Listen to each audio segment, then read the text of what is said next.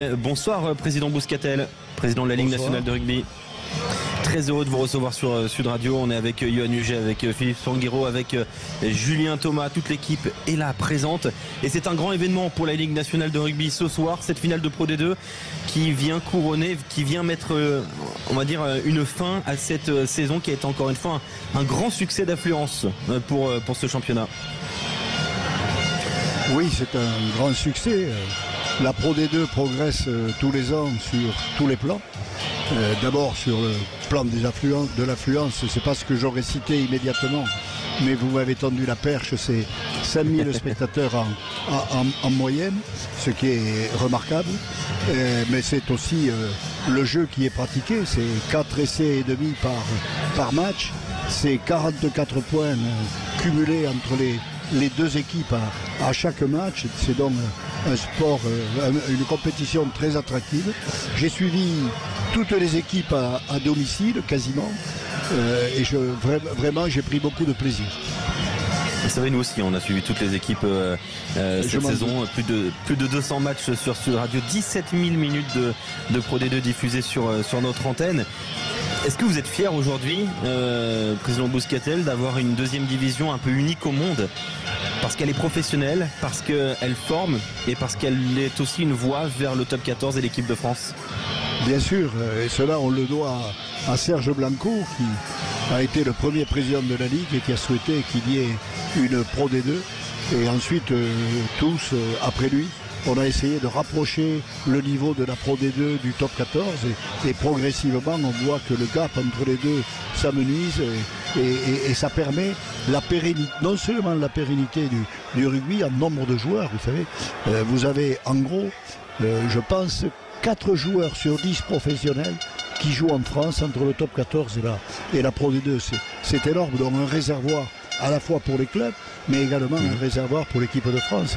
Et on s'en rend compte depuis quelque temps. Philippe Spanghero qui est avec nous, juste à côté de vous, à Ernest-Vallon. Philippe. Ouais, non, mais juste pour rebondir sur ce que tu disais, c'est ce qui fait la particularité de ce championnat qui est unique au monde, c'est son niveau professionnel et puis surtout la façon dont il est capable de former un réservoir, puisqu'on voit qu'aujourd'hui le staff de l'équipe de France vient piocher directement quand on sait qu'on est la deuxième nation mondiale, et le niveau d'exigence de ce staff, qu'elle vienne piocher directement chez des talents en Pro D2 montre la qualité sportive. Et en plus de ça, d'un point de vue économique, on voit ce qui se passe chez nos voisins anglais avec la catastrophe financière. Les derniers chiffres sont sortis et finalement le niveau de perte de cette division il est extrêmement faible par rapport au chiffre d'affaires cumulé. Est-ce que ça aussi, Président, c'est une satisfaction, cette pérennité de bonne gestion? Oui, bien sûr, mais la Ligue a su mettre en place des garde-fous avec le salary cap, la DNACG, qui fait que l'on évite jusqu'à présent, je pense que ça continuera, d'avoir une catastrophe sur un club en cours de saison comme ça s'est passé en Angleterre, puisque tous les ans il y a un contrôle des clubs avec des garanties données pour finir correctement la saison, donc pas de catastrophe jusqu'à présent. Et si en fin de saison, par malheur, ça ne nous est pas arrivé, mais ça pourrait arriver, un club se trouvait en difficulté, on pourrait faire monter tout de suite un club de Pro D2 sans qu'il y ait le moindre problème. Voilà. Donc ça, c'est vraiment très très important pour la santé du rugby français. Yohann Huget, quand toi, Yohann, tu regardes la Pro D2, tu vois ce qu'elle est devenue au fil des années. Justement, quel est ton regard sur cette évolution de ce magnifique championnat? Déjà, j'y ai participé au tout début, où on passait à la télé que le dimanche. C'était exceptionnel déjà de passer à la télé, d'être choisi comme match phare. Et aujourd'hui, on voit qu'on peut assister à toutes les rencontres, que le championnat prend de plus en plus d'ampleur. On attend cette rencontre du jeudi, plus celle du vendredi. Il y a une attractivité autour de ce championnat qui est hyper intéressante. On peut suivre des jeunes qui vont ensuite évoluer en top 14.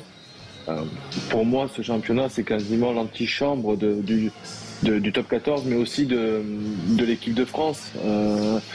Je pense que ce serait un passage pour des jeunes qui ne jouent pas trop, obligés pour s'aguerrir, parce que le championnat est relevé. Il y a de la densité, il y a du jeu. Et pour moi, ça a été très bénéfique dans ma carrière de passer par la Pro D2, tout comme l'a été pour Thomas Ramos. Pour des joueurs qui ont besoin peut-être d'un an, de 2 ans pour s'aguerrir, pour se frotter, et puis ensuite, si on a les qualités, on passe à l'étape supérieure. René Bouscatel, question de Julien Thomas. Bonsoir Président, c'était une petite question. Ce format qui est actuellement qui était magnifique. On a vécu une saison parfaite et puis comme on disait du jeu à foison, une pépinière, mais c'est depuis 2001 quand même que la Pro D2 nous livre du spectacle avec des changements quand même de formule. Est-ce que celle-là cette année c'est la formule la plus idéale? Avec une montée nette et une montée en barrage. Nous l'espérons. C'est celle qui donne le plus d'intérêt parce qu'il y a le plus d'incertitude. Les phases finales sont extrêmement importantes. C'est pas des joueurs comme vous que je dirais que le fait de jouer une finale pour la gagner, c'est le summum. Donc il faut garder cet intérêt à cette finale. Et puis la saison n'est pas terminée. Une des deux équipes jouera un match de barrage pour essayer d'être en première division, en top 14 l'année prochaine. Oui, je pense que sur le plan médiatique, sur le plan télévisuel, sur tous les plans, de l'engouement pour le rugby, du développement des clubs, c'est à mon sens la meilleure formule. Président Bouscatel, je voulais aussi vous faire réagir sur quelques faits récents, notamment il y a eu une sorte d'incompréhension, j'ai l'impression, entre le Stade Montois Rugby et la Ligue nationale de rugby sur une aide d'honneur en plein match pour un joueur, Julien Cabane, qui a marqué le club landais. Est-ce que vous avez des discussions aujourd'hui avec le club jaune et noir? Est-ce que la sanction de 10 000 € sera appliquée au club de Patrick Millet notamment? Écoutez, ce n'est pas la Ligue qui a saisi la commission de discipline, ce sont les officiels de match. Je n'ai appris cet événement et la sanction qui a été prononcée que postérieurement. D'après ce que je crois savoir, moi, bien sûr qu'a priori, dit comme ça peut me choquer, mais lorsque j'entends a posteriori les membres de la commission de discipline, dont certains sont aujourd'hui à la finale, ils le justifient en disant qu'il y avait un protocole qui avait été établi pour rendre cet hommage à Cabane, qui le méritait très largement, mais qui n'a pas été respecté. Président, il y a une autre actualité qui est immédiate, qui est du jour d'hier. 11 sièges pour le comité directeur de la Fédération française de rugby ont été attribués à Oval Ensemble. Est-ce que comment la Ligue se positionne face aux élections qui arrivent prochainement dans quelques jours maintenant? Ça va aller très très vite du côté de la Fédération française de rugby. Est-ce que vous en avez pris note de ces élections au comité directeur? C'est bien sûr, on en prend note, mais la Ligue n'est absolument pas intéressée par les élections à la Fédération. D'ailleurs, nous ne votons pas. Nous ne votons pas. Les clubs professionnels ne votent pas. Et moi, en ce qui me concerne, que ce soit Pierre, Paul ou Jacques, qui en soit président et majoritaire ou pas, n'est pas le problème.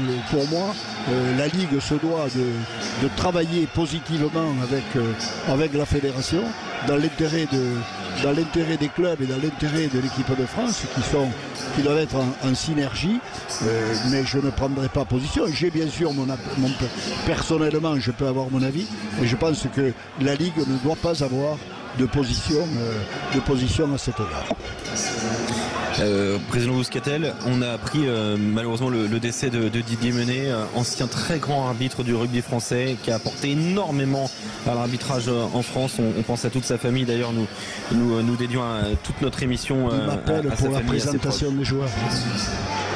Oui, j'ai appris avec stupéfaction hier le décès de Didier. Oui, c'est plein de souvenirs. On est sidéré, on est un peu choqué par ce caractère imprévisible de sa disparition. Et il y aura tout à l'heure une minute d'applaudissement sur cette finale pour lui rendre hommage. Merci beaucoup président Bouscatel, vous allez retrouver les joueurs et merci pour l'organisation de cette magnifique Pro D2 cette saison comme depuis maintenant un bon bout de temps. Merci d'avoir été avec nous. Merci à vous, très intéressant. merci à Sud Radio, la merci radio beaucoup. du rugby. Ah bah ça fait plaisir de vous entendre dire ça René Bouscatel, c'est très très gentil.